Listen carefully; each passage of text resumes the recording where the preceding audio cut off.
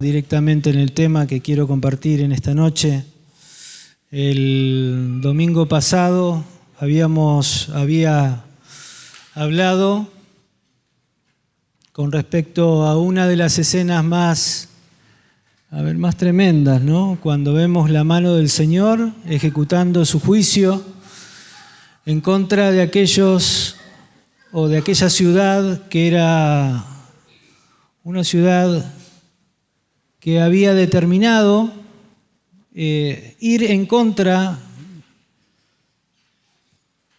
de la vida que Dios quiere para sus hijos o para el mundo en general, para todos, ¿no? Porque Dios no quiere que nadie se pierda, sino que sabemos que la paga del pecado es muerte. Mas en Cristo Jesús, Señor nuestro, es para los que abrazamos este camino. En la fe en Cristo Jesús es vida eterna. Y Sodoma y Gomorra eran dos ciudades que llevaban una vida perversa. Y uno cuando mira esta historia, y parece que solamente se cuenta el final de la historia y no al principio, ¿no? Vemos solamente lo que pasa cuando el Señor decreta su juicio sobre estas ciudades. Pero sabemos que el pecado no es un momento, no se produce en un momento, sino que es un proceso que se viene gestando, todos lo sabemos. De un día para el otro no se genera lo que se generó en Sodoma y en Gomorra, sino que la Biblia lo aclara un poquito más adelante, lo vamos a leer también. Pero yo quisiera leer antes de empezar a tocar el porqué y cómo se llegó hasta esta condición, hasta esta sociedad de Sodoma y de Gomorra. ¿Por qué se llegó y cómo se llega hasta ahí? A tal nivel bajo, ¿no? A tal decadencia moral como la que se vivía en aquel entonces. Pero antes quiero leer Primera de Timoteo, si me acompaña. Primera de Timoteo 1.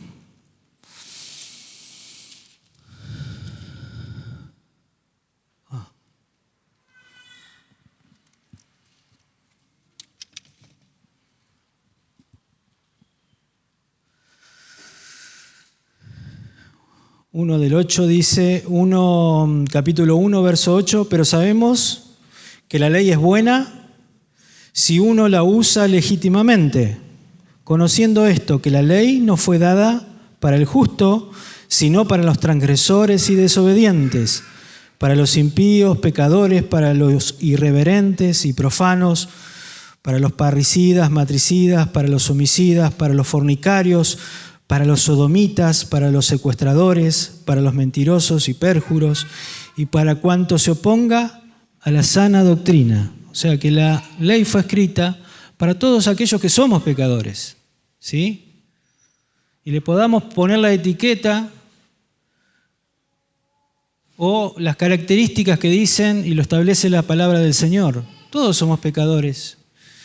En el Señor no hay una medida, no hay un nivel de pecado. El que peca, peca, y peca contra Dios, y esto es una ofensa a Dios. Pero quiero que esto lo tengamos en el corazón porque quiero seguir con el tema. Le puse como título ¿Cómo se llegó a esto?, ¿no? El culto pasado había comenzado leyendo Lucas 9:62, que dice, nadie que ha puesto la mano en el arado mira a las cosas que deja atrás, es apto para el reino de Dios. Y hacía la analogía con la esposa de Lot. La esposa de Lot, cuando mira hacia atrás, queda transformada en una estatua de sal. Sabemos esta historia. y que podemos sacar muchísimas conclusiones, ¿no? El Señor cuando nos llama, nos advierte dónde está nuestro corazón, cuáles son las prioridades que tenemos en nuestra vida, cuáles son las cosas que mueven nuestras vidas, nuestros corazones, dónde está puesto nuestro tesoro, ¿no?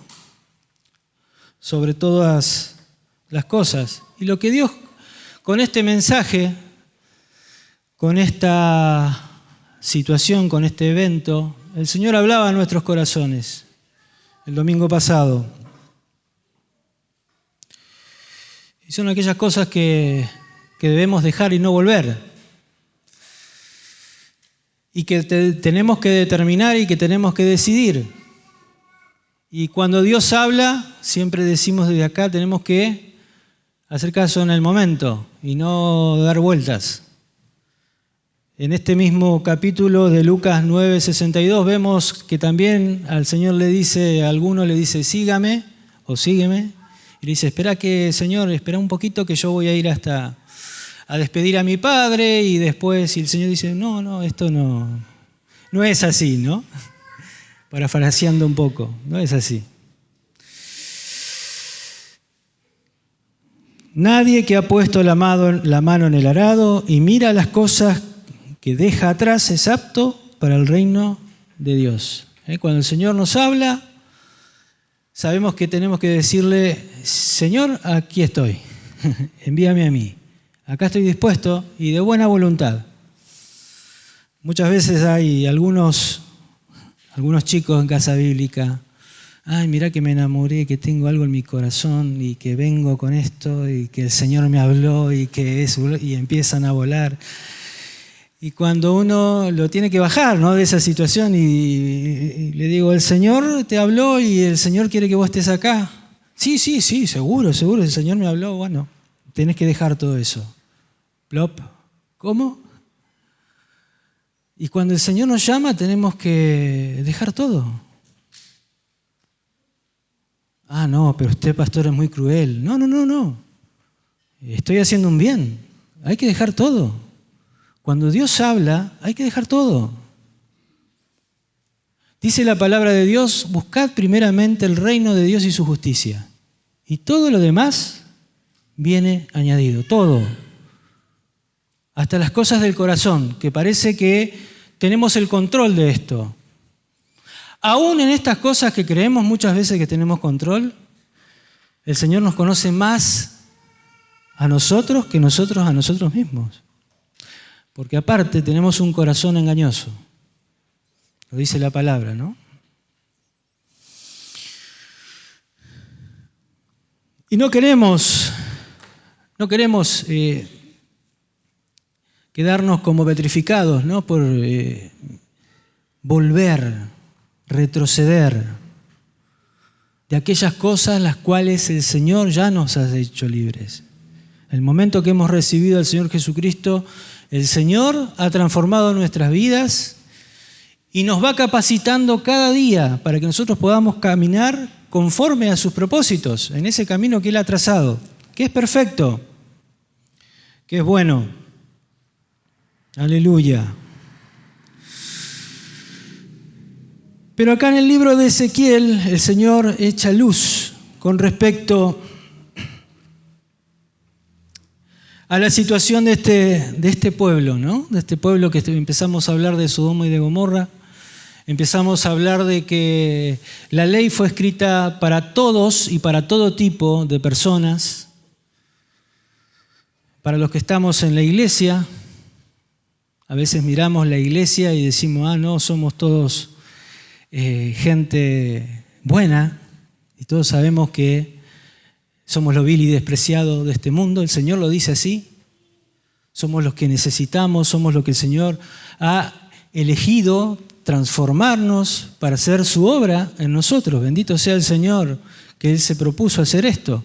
Somos lo vil y despreciado. Dios nos ha escogido para hacer su obra, para romper con lo que el mundo no puede romper, para dejar de repetir patrones, para comenzar a hacer una vida nueva en Cristo Jesús y ya no someternos más a la ley del pecado, sino a la ley del Señor Jesucristo. Y esto no es por la cantidad de conocimiento que yo tenga en la palabra, sino es por la fe en Jesús. Es esto que se puede discernir a un nivel espiritual y que el mundo no lo puede comprender. Difícil es que la carne comprenda lo espiritual. Es imposible, dice la palabra en 1 Corintios.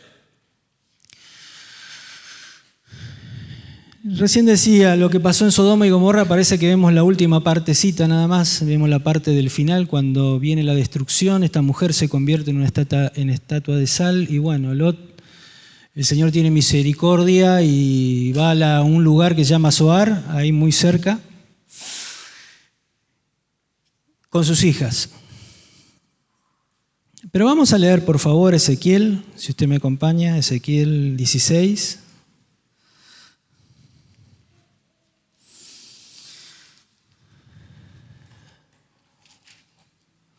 16 del 49 al 50.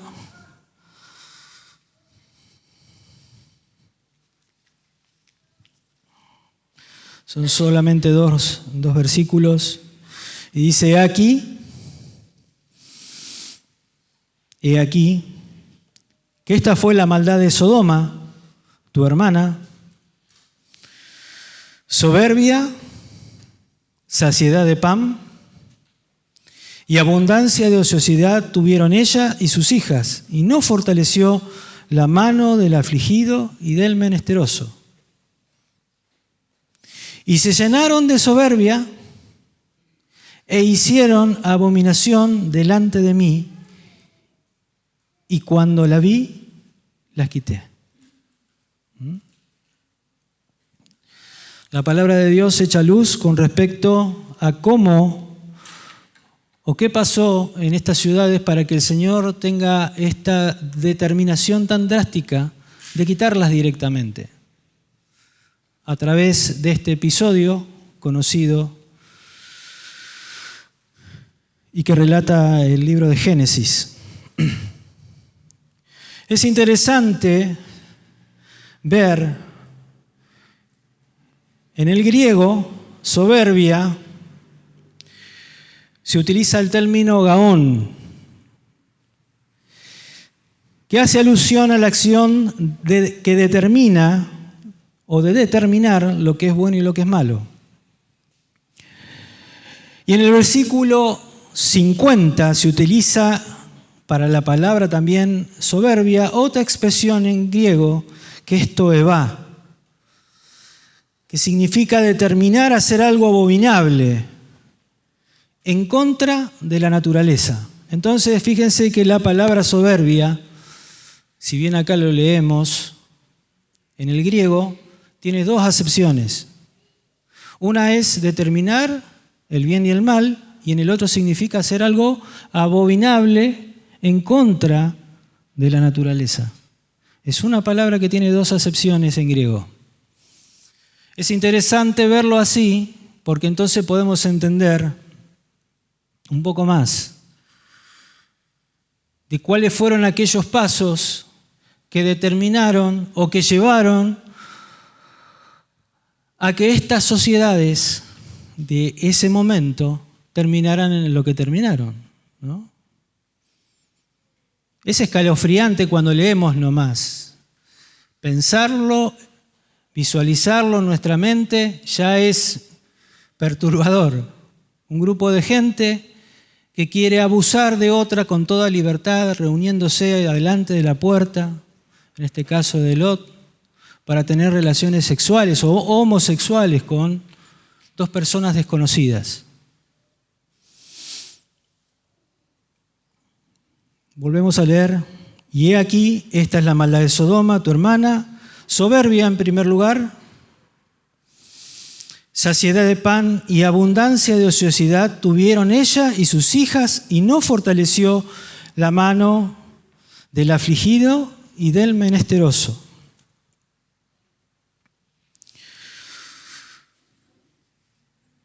Siempre hablamos de la soberbia, siempre hacemos alusión alusión al cuidado que debemos tener sobre nuestro corazón.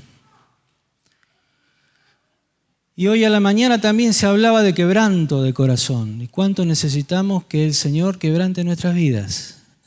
Quebranta mi corazón, quebranta mi vida. Cantamos, pero es una necesidad profunda en nuestras vidas.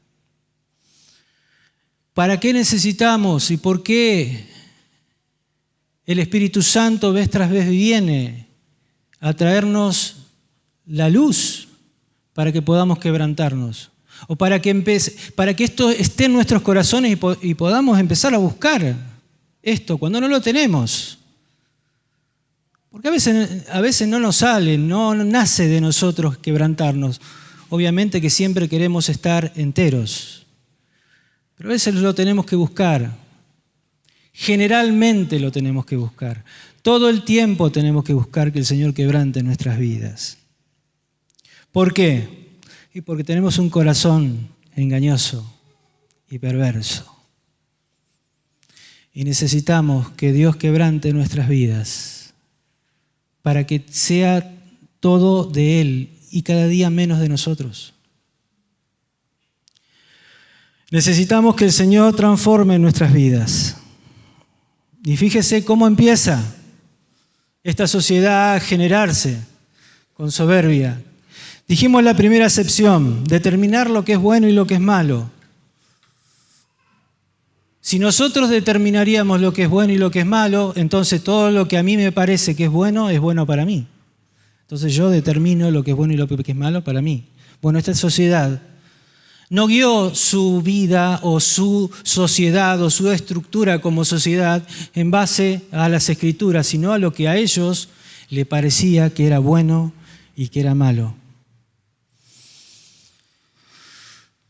¿Qué es bueno y qué es malo para nosotros, ¿no? Los hijos de Dios? ¿Qué es bueno? ¿Qué es malo? Y bueno, son las cosas que son buenas para todos. Y yo preguntaría, ¿qué es bueno y qué es malo? ¿Qué es bueno para nosotros, lo que conocemos hace tiempo al Señor Jesucristo? Son las buenas obras que debemos dar, porque esos son los frutos que los hijos de Dios debemos dar, son buenas obras. ¿Y cuáles son las buenas obras? Después de mucho tiempo y mucho recorrido nos damos cuenta que las buenas obras no es demagogia, porque no somos políticos. Las buenas obras son aquellas obras en las cuales Dios ha trazado que nosotros anduviésemos en ellas, lo dice la palabra en Efesios. Son aquellas cosas que Dios nos manda que hagamos. Estas son las buenas obras.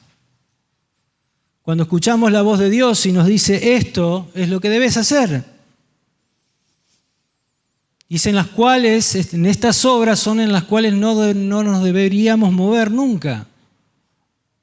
Solamente en aquellas las cuales el Señor revela y nos indica qué es lo que deberíamos hacer y seguir. Y obviamente, si alguno tiene algún tipo de duda, están las Escrituras. Y hay ejemplos sobrados para que podamos ver de qué manera nos debemos mover para hacer estas obras que a Dios le agradan. Saciedad de pan es el segundo apartado cuando se habla de Sodoma. Esto no parece malo, ya que Dios promete esto a sus hijos, pero si yo decido qué es bueno y qué es malo y además pienso que lo que yo tengo es mío y con lo que es mío yo hago lo que quiero, entonces estamos también en una situación difícil. O pensemos en cómo esta sociedad se está desarrollando, ¿no? Corazón soberbio, saciedad de pan, como la que vivimos casualmente hoy, ¿no es cierto? Saciedad de pan. Las cosas que vivieron nuestros padres no son las mismas que vivimos hoy. Hoy cada día las cosas cuestan menos. ¿O no? Hoy tenemos trabajo, podemos ir a un súper y conseguir un aire acondicionado. Antes mis padres no lo podían hacer. Por ahí le cortaban la luz porque no tenían cómo pagarlo, no tenían bicicleta, no tenían autos. Bueno, todo esto ya lo sabemos todos, ¿no es cierto? Que esto pasaba hace mucho tiempo atrás. Cuando yo era chico, no recuerdo que, por ejemplo, mis hijas hayan vivido la misma infancia que viví yo. Nosotros vivimos otro tipo de infancia, ¿no? Jugábamos al trompo, a la balita, y hoy nuestros hijos tienen el celular, tienen los juegos, las PlayStation, ¿no? Y todos estos entretenimientos mucho más sofisticados que antes ni nos imaginábamos que esto podía llegar a pasar. Esto es así. Una de las características de esta sociedad era la saciedad de pan. Había mucho. Era una sociedad próspera. Y si de paso a la soberbia le agrego abundancia,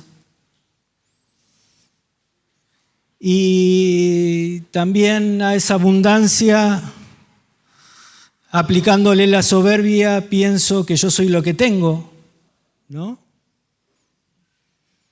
Vaya fijándose de qué manera esto se fue desarrollando en el corazón de estas personas. Y en Lucas 12, si usted me acompaña,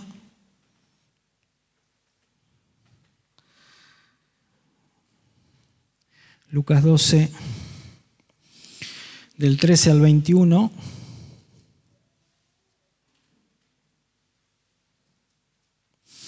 le dijo uno de la multitud: Maestro, di a mi hermano que parta conmigo la herencia. Mas él le dijo: Hombre, ¿quién me ha puesto sobre vosotros como juez o partidor?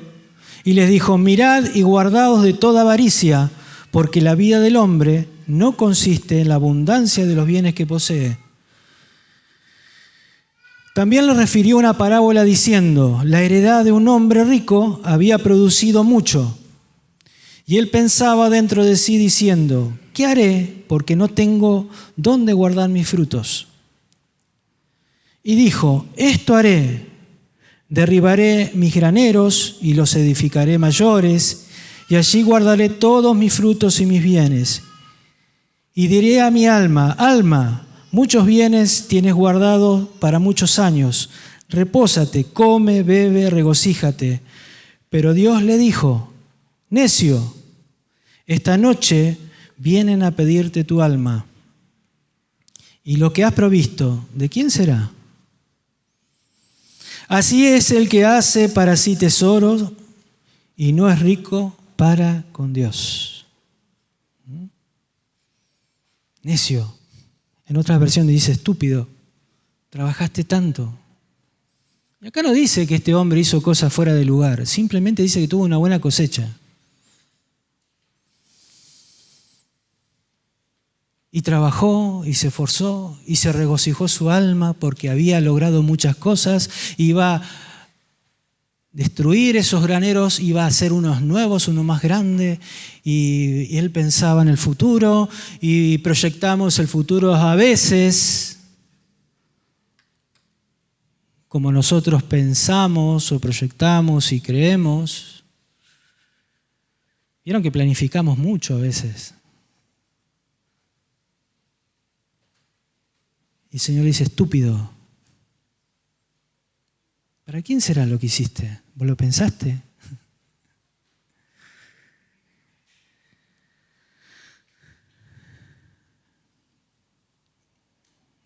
Aleluya. ¿Para quién hacemos? ¿Para qué hacemos lo que hacemos? ¿Es lo que el Señor nos pidió que hagamos? Pregunta. El Señor nos pidió que hagamos, que vivamos para tener eso. O lo que el Señor siempre nos está pidiendo es otra cosa. Y nunca estamos escuchando. Bueno, fíjese, ¿no? Cómo es el corazón soberbio, ¿eh? A veces le hacemos decir a Dios cosas que nunca dijo. para convencernos a nosotros mismos de que está bien lo que estamos haciendo. Y nos amoldamos a este mundo, porque este mundo dice, tené, porque esto es lo que vos sos. Los méritos. El vivir, soy lo que tengo. ¿No? Esto está muy arraigado en nuestra sociedad hoy, soy lo que tengo. Entonces me he visto con etiqueta de marca, con ropa de marca, o me compro el auto más extraordinario porque yo soy eso. O soy lo que tengo, lo que parezco.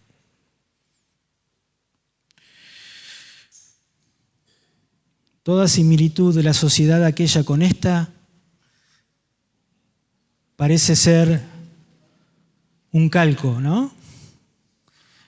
Una repetición de situaciones que vivimos todos los días. Con una sociedad que tiende a que nos formemos a esta estructura de pensamiento. Parece que tenemos que vivir toda la vida trabajando para obtener algo, para obtener una hipoteca, para tener una casa, para...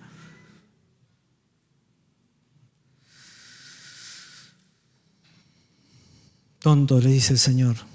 Necio, esta noche vienen a pedirte tu alma y lo que has provisto. ¿De quién será? ¿No sería mejor rendir nuestra vida y nuestro corazón al Señor y vivir lo que Dios quiere que nosotros vivamos? Aleluya, porque es maravilloso. Lo que Dios tiene para cada uno de nosotros es maravilloso y no tiene nada que ver con lo terrenal. Y no tiene nada que ver con lo que logremos, porque aún lo que logramos, hermanos, aún lo que logramos es por gracia y misericordia de Él. Pero claro, una sociedad como esta, con saciedad de pan, con soberbia, pensaba que todo lo que tenía era porque eran capaces y porque era de ellos. Y con lo que ellos lograban en ese momento eran lo que ellos eran lo que podían decidir de esas cosas, porque claro, ellos eran la ley en sí mismos y decían lo que era bueno y lo que era malo.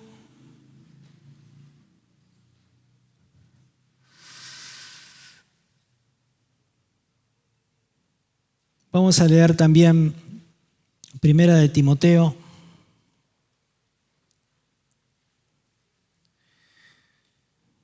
6:6 dice la palabra del Señor, pero gran ganancia es la piedad acompañada de contentamiento.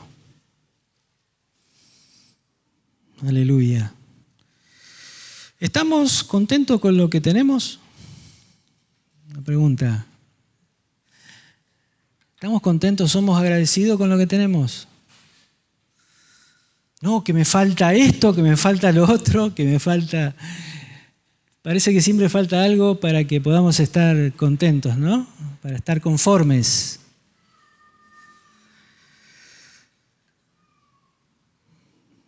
Dice después el 9 y el 10, porque los que quieren enriquecerse caen en tentación y lazo y en muchas codicias necias y dañosas que hunden a los hombres en destrucción y perdición.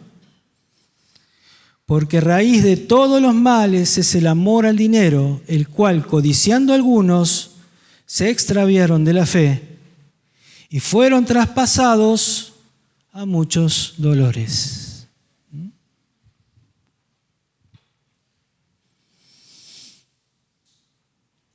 Otro de los puntos en ese escalón descendente, digamos que había determinado y había decidido Sodoma y Gomorra, o esta sociedad en ese enclave ahí de este lado del Jordán, habían decidido vivir de esta manera. Soberbia, abundancia de pan o saciedad de pan, abundancia de ocio, ¿no? Es la otra la otra característica, cosa que no es malo. El ocio no es algo malo, sí. Es algo que si le sumamos la soberbia y la abundancia de pan y le agregamos el ocio, y este ocio no está destinado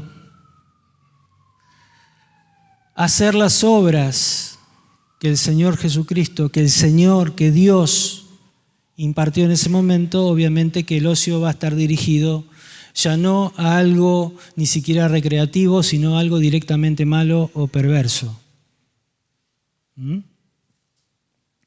Sin embargo, la palabra de Dios en Éxodo 20:10 habla de un día de descanso, de reposo. Dice que esta sociedad tuvo abundancia de ocio. Y quiero que me acompañen al libro de Efesios.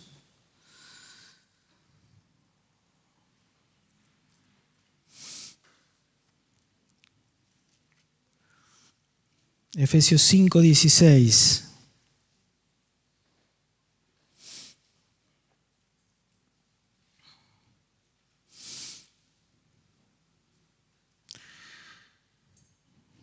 Vamos a leer desde el 15. Mirad pues con diligencia cómo andéis, no como necios, sino como sabios, aprovechando bien el tiempo, porque los días son malos. Aprovechando bien el tiempo. ¿En qué puedo aprovechar bien el tiempo?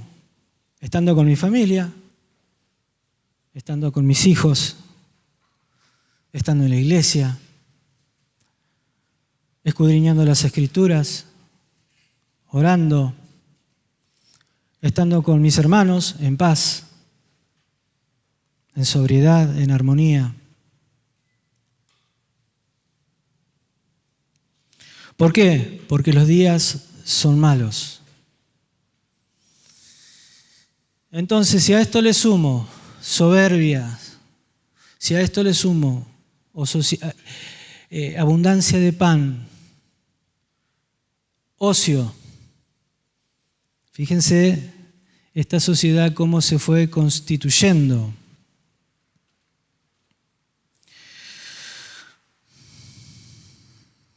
Y por último quiero leer de esta parte, 1 Corintios 7:9.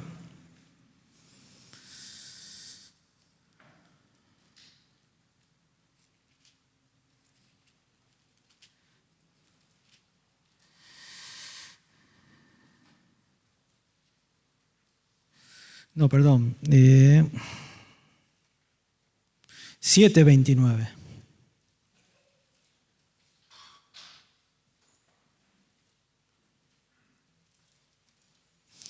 Y quiero leer una partecita nomás, pero esto digo, hermanos, que el tiempo es corto. ¿Sí? El tiempo es corto. Nuestra vida es limitada.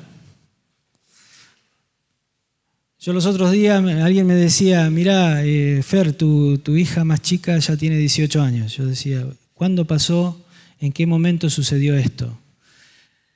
Los días son muy cortitos, pasan volando. Qué lindo que es poder aprovechar el tiempo. Porque estamos de paso. Somos simplemente un suspiro. Pasamos por la tierra. Y querido hermano, no hay nada más hermoso que estar en las manos del Señor y hacer su voluntad. Y por último, el último punto dice, no fortaleció la mano del afligido y del menesteroso. Era una sociedad que estaba como la de ahora, que le molestaba el sufrimiento. ¿Y en qué lo podemos comparar con el día de hoy? Hay muchos puntos donde podemos compararlo. Era una sociedad que no fortalecía, que no ayudaba a nadie, absolutamente egocéntricos. Hoy podemos ver muchas cosas, como la aparición de la eutanasia, el aborto, donde se mata al débil, al que no tiene voz, ¿no? En el caso del aborto. Ahora se quiere, y esto ya es una tendencia en Europa, los bebés que vienen con síndrome de Down directamente los matan, como en Islandia, como en varios países de Europa. Y esto está pasando, lo estamos viendo. Gente que se casa con cosas. El otro día leía una mujer que se casó con una estación de tren. Otro que se casó con su televisor. Otro que se casó... No, es gracioso. Pero es dramático. Creo que estamos un poco más abajo que Sodoma. Y no estoy exagerando. No estoy exagerando, ¿eh? Como sociedad,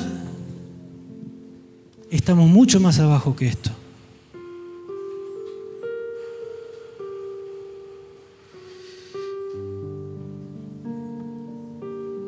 El sufrimiento molesta, la debilidad molesta.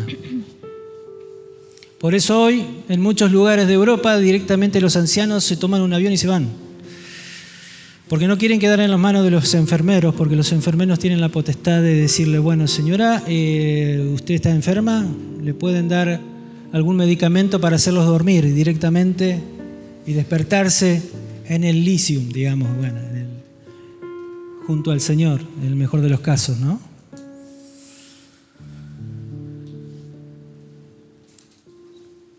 Cuatro escalones, soberbia, abundancia de pan, abundancia de ociosidad, y no fortalecieron las manos de los menesterosos y de los necesitados. Y sumándole a eso, ¿no?, la ideología de género, el feminismo radical, que estamos viviendo, que nuestra sociedad está inmiscuida, se han metido ya en nuestras leyes, se han metido en los currículum de las escuelas, en los programas, en el Estado. Ahora tenés que saber bien la ley Micaela, por ejemplo, que es un caso para ascensos en el Estado. Tenés que saber bien la ideología de género y cualquier cosita que vean nos van a mandar relativamente al frente a los que no pensamos como ellos. Esto es así. Ayer escuchaba con mucha atención a Nicolás Márquez, Agustín Laje y Nicolás Klaus, creo que es el otro muchacho, que contaban, y son del mundo, son del mundo. Ellos decían, a mí me llama la atención lo que pasó, y contaban un evento. Le cuento el evento, pero no sé en qué parte del mundo fue. Y contaban que estaban en una catedral, estaban tirando, esta gente del LGBT, estaban tirando cosas ahí enfrente de la iglesia, de esta catedral, y había una persona que era gay, y esta persona que era gay estaba defendiendo, porque era católico, estaba defendiendo la iglesia, y este grupo agarró y lo mató a palo también. Entonces ellos sacaban la conclusión y decían, entonces no es el problema que es la defensa de estos grupos, sino que el problema está con los cristianos. Definitivamente lo que les molesta son los valores cristianos. Y empezaron a sacar videos hablando de esta tendencia que para mí no era ninguna novedad. Para mí no es ninguna novedad, hermanos. Esto va a pasar. Porque lo dice la palabra del Señor. Y yo decía, bueno, se están cumpliendo lo que dice la palabra, que definitivamente van a venir en contra de la iglesia y de los valores de la iglesia. Pero esto no me asusta, Porque el Señor dice, estas cosas tienen que pasar. Estas cosas van a suceder. Van a venir en contra de la iglesia.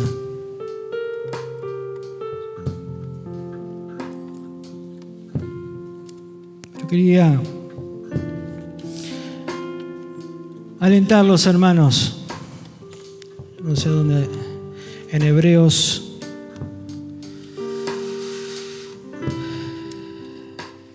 Quería terminar.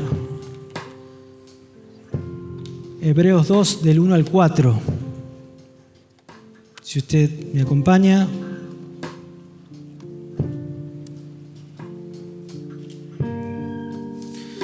Por tanto, es necesario que con más diligencia atendamos a las cosas que hemos oído, no sea que nos deslicemos. ¿Cuánto más?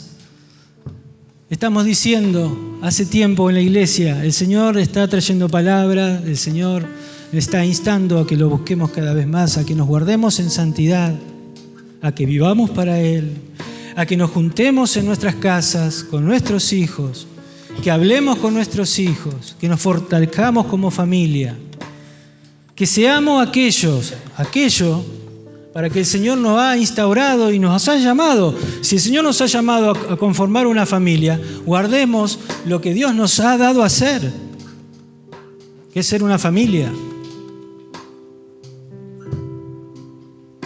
Ah, bueno, pero yo no tengo familia, yo no tengo... No. Aunque mi padre o mi madre me haya dejado, tan solo Jehová me recogerá. Y ahí tenemos un lugar precioso que se llama Casa Bíblica y que ha sido la casa y el hogar de muchos y que lo es todavía.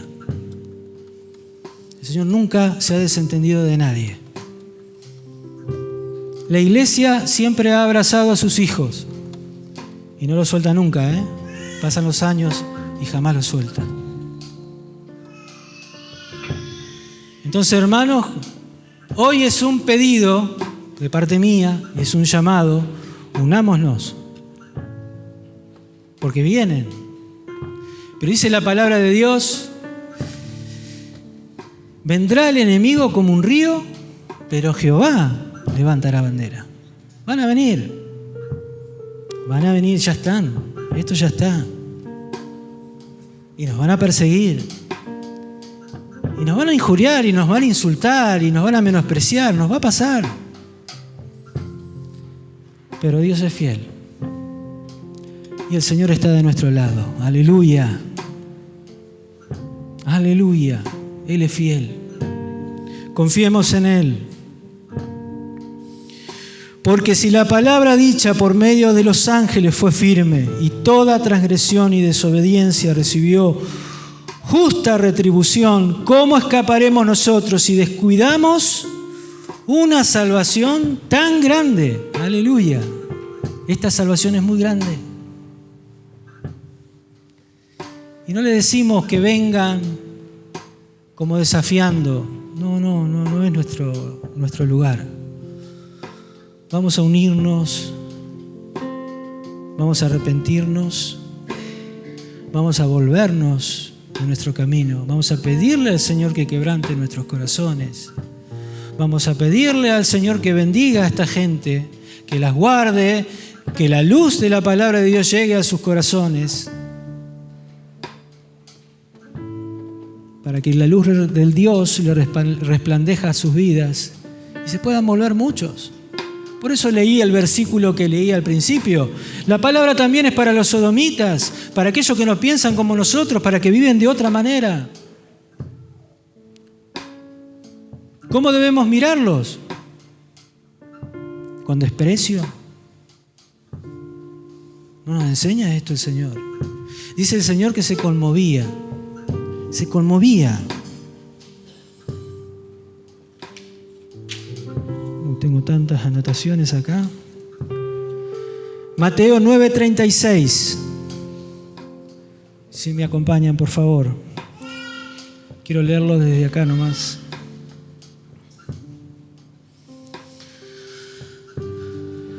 Y al ver las multitudes tuvo compasión de ellas, porque estaban desamparadas y dispersas como ovejas que no tienen pastor.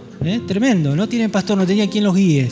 Andaban para cualquier lado. No había alguien que se ocupe de esa gente.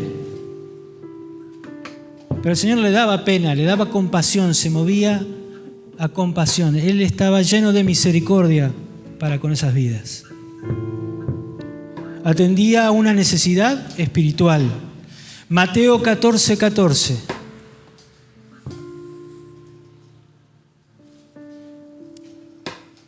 Y saliendo Jesús vio una gran multitud y tuvo compasión de ellos y sanó a los que de ellos estaban enfermos. Aleluya.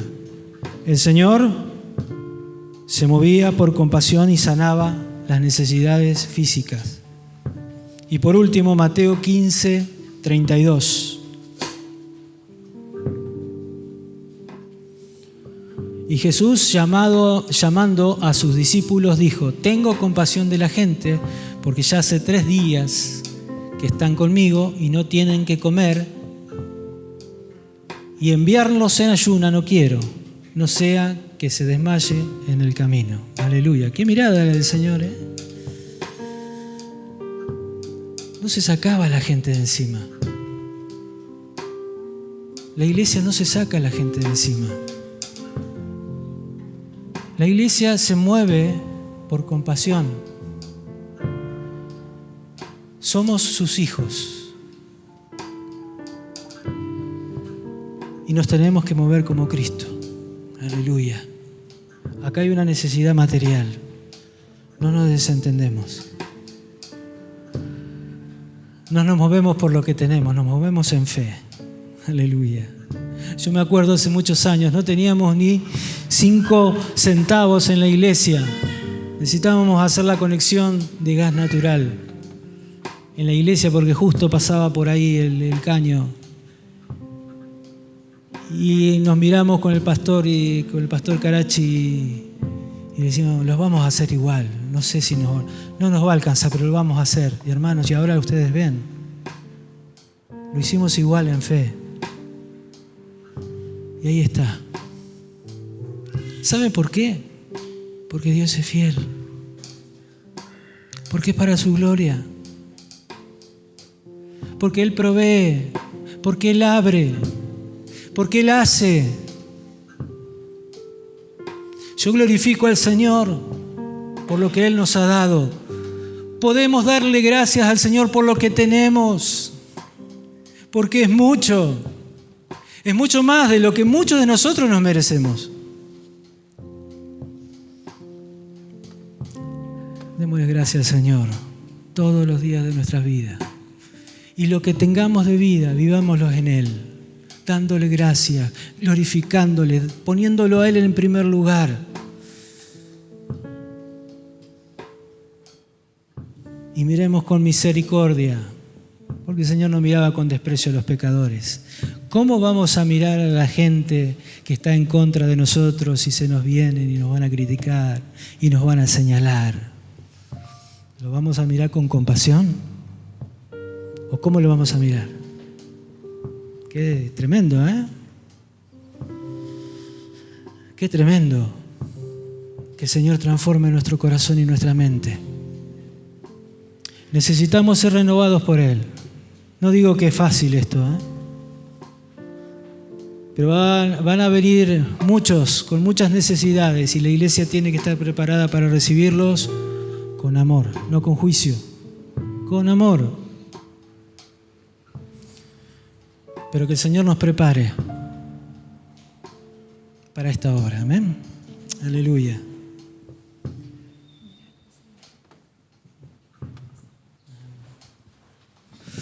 Vamos a cantar esta canción y ya vamos a terminar, pero no vamos a dejar de pensar.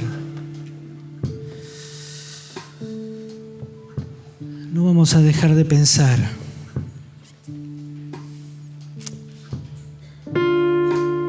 ¿Cuál es el llamado que Dios tiene para mi vida? Si vas a formar una familia, si vas a dedicar tu soltería al servicio de Dios, dice Pablo que aún mejor es esto. Pablo lo dice. hagámoslo en santidad y en amor para Él. Si hacemos casa bíblica y hagamos lo que hagamos, hagámoslo para el Señor y hagámoslo para Él con amor. Aleluya, Él es fiel. No nos va a faltar nada. ¿Nos va a sobrar? No, no nos va a faltar nada. Se los puedo asegurar. Dios sostiene a sus hijos. Amén. Mírate solo a ti, Señor. Mírate solo a ti, Señor. Mirarte solo a ti, Señor, y no mirar atrás.